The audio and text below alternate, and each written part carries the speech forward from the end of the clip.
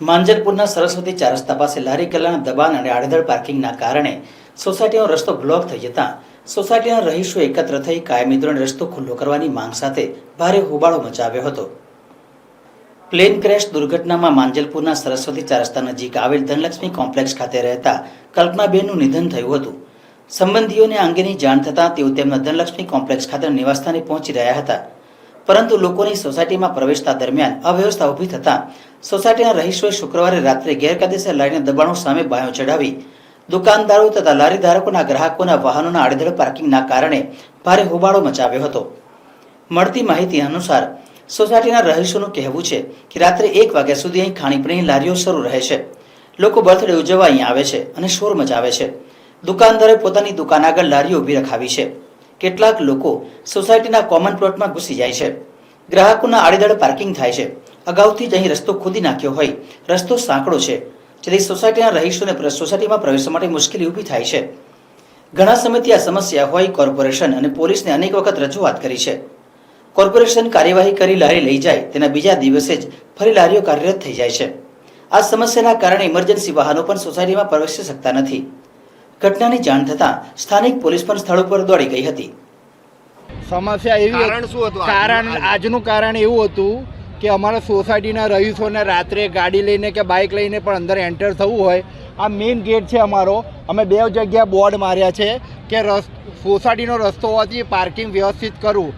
આવું અમે લગભગ છેલ્લા વર્ષથી કહીએ છીએ। અમે બહુ શાંતિથી કહીએ છીએ કે અમે સોસાયટીવાળા કંઈ ઘર છોડીને જતા ના રહીએ। આ બધા કેવું કરે છે કે દુકાનમાં ધંધો કરે યોગ્ય છે, પણ દુકાનની બહાર લારી ઉપર રાખીને જે ભાડે જગ્યા એ લોકો ભાડું ખાય છે અને હેરાન અમે થઈએ છીએ। અને બીજું કોઈ પણ સારો ખોટો પ્રસંગ અમારી કોમ્પ્લેક્સમાં હોય, એમ્બ્યુલન્સે પણ આવવું હોય જવું હોય તો કોઈ પણ માર્ગ નથી મળતો। તમે વિચારી શકો કે ઉંમરવાળા ગયડા માણસે અમે ગઈકાલે અહીં આગળ બહાર ઉતારવા પડ્યા, હાથ ઝાલીને સાઈડમાંથી લાવવા પડ્યા।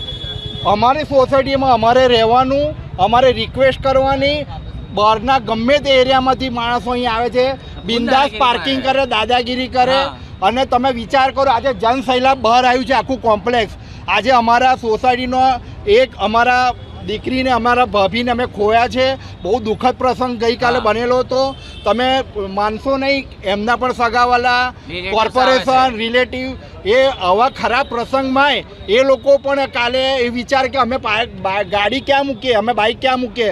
હવે અમે વિચારમાં પડી ગયા કે આવા દુઃખ પ્રસંગમાં કઈ અમે કોઈની જોડે ઝઘડો કરીએ। તમે વિચારી શકો છો કે જો કોર્પોરેશન ખાલી ટેમ્પરરી સોલ્યુશન લાવતું હોય તો એ સોલ્યુશન ના કહેવાય કે આજે આવ્યા છે, ભેગા થયા છે એટલે કામ થઈ ગયું। કાલથી પરમેનન્ટ થવું છે। અમે બહુ વખત જોયું છે સાહેબ, ગાડીઓમાં લારીઓ જતી રહે કોર્પોરેશનની, તમે બીજા દાડે મીડિયાવાળા આવજો ચેક કરવા, આ જ લારીઓ પૈસાથી છોડાઈને પાછી મુકાઈ જાય છે। તો સાહેબ આમાં જવાબદાર કોણ? લોકો ભાડું તો લેશે, બની રહી છે બની। અને સાહેબ આ મેઇન રોડ અડધો, તમને કહું આ મેઇન રોડ છે, ઢંકાઈ જાય છે। તમે જવાની, તમે ગાડીઓ બાઇકો રાતે તમે બધા સિગરેટો પી, બધા બાઇકો કંઈ વાતો કરે, હા ઈ કરે, બિંદાસ બર્થડે પાર્ટીઓ કરે રોડ પર રાતે 2 વાગ્યા સુધી, એટલું ન્યુસન્સ। સાહેબ જવાબદાર કોણ બોલે? પોલીસ તો જ્યારે એમનું કામ કરવાનું હોય તો કરે છે વ્યવસ્થિત, પણ પોલીસ હાજર ના હોતા રહે। શું કહેશો આજે આપણા સોસાયટીના કોઈ ભાભી કે દીકરી ગયા છે, હા, એ વિષય માટે તમે શું કહેશો? આજે કલ્પનાબેન પ્રજાપતિ, જે અમારા ધનલક્ષ્મી કોમ્પ્લેક્સના બહુ જ સારા વ્યક્તિત્વ ધરાવતા હતા, હસમુખા સ્વભાવવાળા, અમારા દરેક તહેવારમાં એ ભાભી હાજર હોય, દરેક તહેવારમાં એમનું મોટું યોગદાન હોય। અને તમે જુઓ કે ભાભી કાયમ હસમુખા સ્વભાવવાળા, આજે અમારા બધા કોમ્પ્લેક્સવાળા એટલું શોકમાં લાગી ગયા છે કે કશું એમના માટે બોલવા માટે શબ્દ નથી। અને આટલા ધાર્મિક ભાભી અને એમના હસબન્ડ બેવ ભગવાનની ખૂબ ભક્તિ કરતા હતા અને અમારા કોમ્પ્લેક્સના જોડે અટેચમેન્ટ દરેક વસ્તુમાં, કામમાં, તહેવારમાં અટેચમેન્ટ ફૂલ હતું એમનું। આજે અમારા એક સારા વ્યક્તિ ભગવાનને ખબર નહીં જરૂર હશે એટલે પણ બહુ જ અમને દુઃખ થયું છે. આજે આ પગલું કેમ ઉઠાવવું પડ્યું? પગલું આજે અમારે એટલા માટે બોલાવું કે અમારા થઈ ગયું છે પહેલા સમસ્યા એવી હતી કે અંદર ગાડી જવા માટે રસ્તો નહોતો. 4 વ્હીલર અંદર આવતી હતી, કેટલો બધો હોર્ન મારવામાં આવ્યો. અમે અંદર બાકડા પર લેડીઝ બેઠા હતા, અમે બહાર આવી ગયા, પણ અહીં જે છોકરાઓની ગાડી હતી એ ઊભા થઈને ગાડી હટાવી ના. એટલે અમે એમને કીધું શાંતિથી કે ગાડી હટાવો, તો એ લોકો અમારા પર દાદાગીરી કરવા માંડ્યા. એ જ પ્રોબ્લેમ હતું. એ લોકોને ખબર પડવી જોઈએ ને કે અંદર જવાનો રસ્તો છે, 3 રસ્તા પર ગાડીઓ મૂકવા.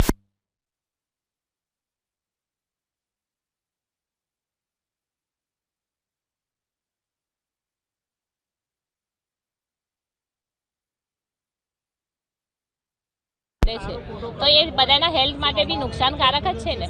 છોકરાઓ 12 વાગે અહીં બર્થડે ઉજવે છે, તો અમને બધાને પ્રોબ્લેમ થાય છે. અમે 2 થી કેટલી બધી વાર કમ્પ્લેન કરી, પણ કોઈ સોલ્યુશન આવતું નથી. આજે બી અમે એમને શાંતિથી જ કીધું એ છોકરા કે ગાડી હટાવો, તો એ લોકો સામે થયા એટલે અમે બધા ભેગા.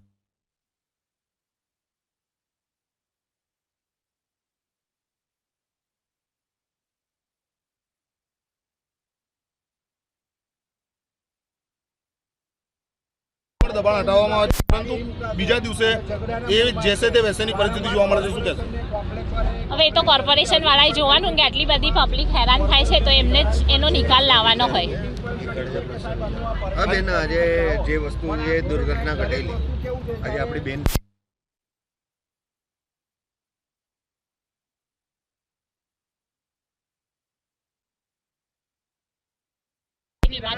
તો બી અંદર આવવા માટે રસ્તો નથી. એના ઘરે આવનારા મહેમાનો બી શું વિચાર કરતા?